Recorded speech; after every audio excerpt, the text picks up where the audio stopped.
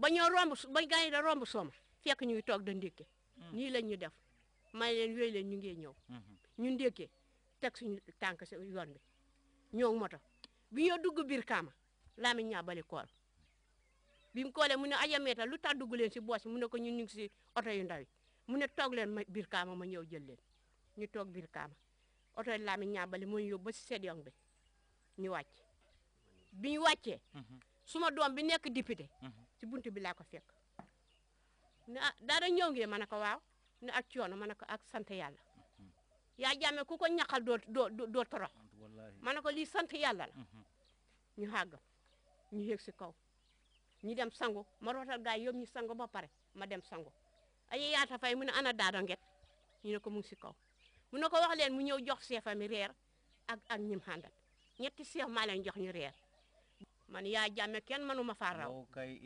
yaa jàmme kenn mënu ma faa raw lu ma fi xam waxuma ne nit du fa xam waaye kenn du ma fi jot man maa ngi sant yàlla di sant yaa jàmme di sant délégué sangam bi te feeg ba maa deexee dinaa sant yaa jàmme so suma pandari mbay lu ma ko mën a wax su ma ko mën a wax ak moom daa ko wax ne mu dëpp sëli ma xale na xool mu ñëw topp nguuri APRC ndax nguuri APRC ku ko xendul si naaj mu def la buur kera ba ma dem si fu ma foos dem bakaw ba ma duggee si place bi la sama dàll bi dagg ma dugal ma fob dàll bi ma takk ko neeg mbooloo mi ba mitin bi jeex kera bañ ne nañ dem kenn ku ne dañ la jox sa paquet xaalis nga dikk ak moom kera ba tey si laa nekk di sutur rew ba nit ñi xam ma ba fu ngeen ma fekk tey du ma dellu gannaaw tey du ma dellu gannaaw ëllëg man maa ngi si nguuru APRC loolu baax non yow kay APRC 100% 100% la bi ngeen ay dem Kombo lu tax ñu aaye la ñu ne doo li tax ñu aaye ma ah man de dama dogoon ci mbiri APRC te ñuy ma dàq rek te ñi may de dàq lañ bëgg laa bëggoon tray naa ba am loolu te leneen ni bëggaan naa ko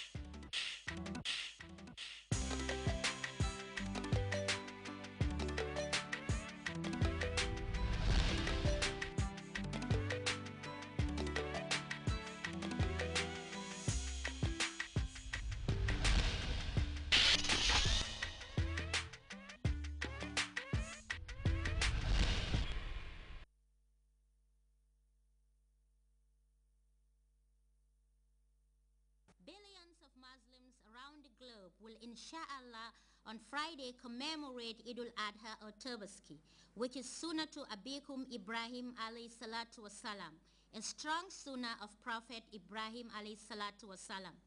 Ibrahim alayhi salatu wasalam was born in Iraq. Later he migrated to Mecca, where the inhabitants were unconsciously plunged in idol worshipping. Ibrahim alayhi salatu wasalam, through his tenacity and resilience, vowed never to worship idols and was praying persistently to Allah subhanahu wa ta'ala to give him a son. In Surah Al-Safat, Rabbi hablihi mina salihina, O my Lord, grant me a righteous son. Allah finally answered his prayer and he was blessed with Ismail alayhi salatu wasalam.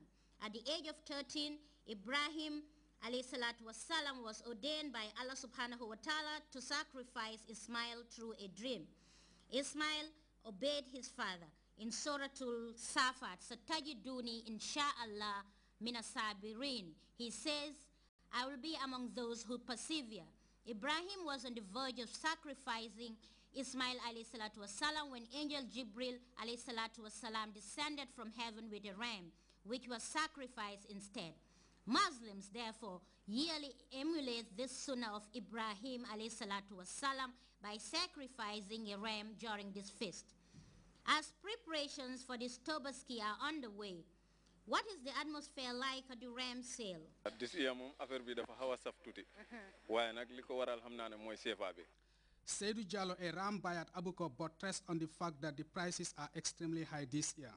This he attributed to the high CFA exchange rate. and that the vendors are always obliged to travel to neighboring countries to cater for the large quantity of rams that Gambians need. Musa Jeng, a ram vendor from Janjambure, also emphasized the fact that he has been at Abuko for almost a week now. The sales is going on smoothly thanks to Allah.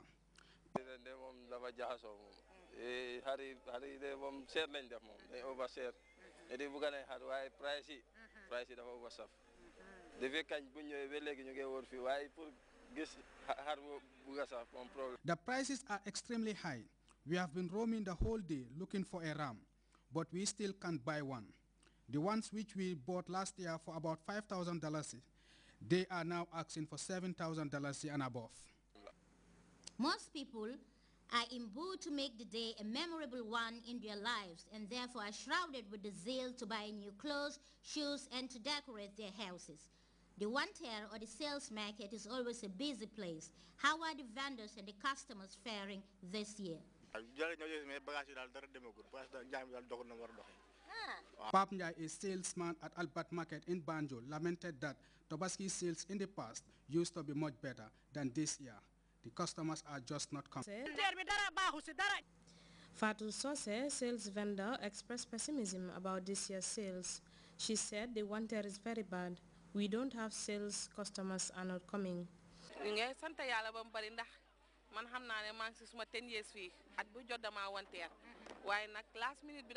Another sales vendor, Bintu, said she was very grateful to Allah for making her witness another Wanter because she has been a sales vendor for the past 10 years.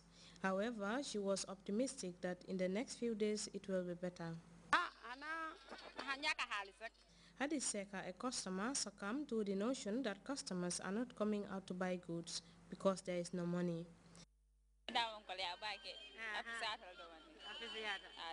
Bintu Jame emphasized that the prices were not very expensive. Maybe towards the pray, things can change for better.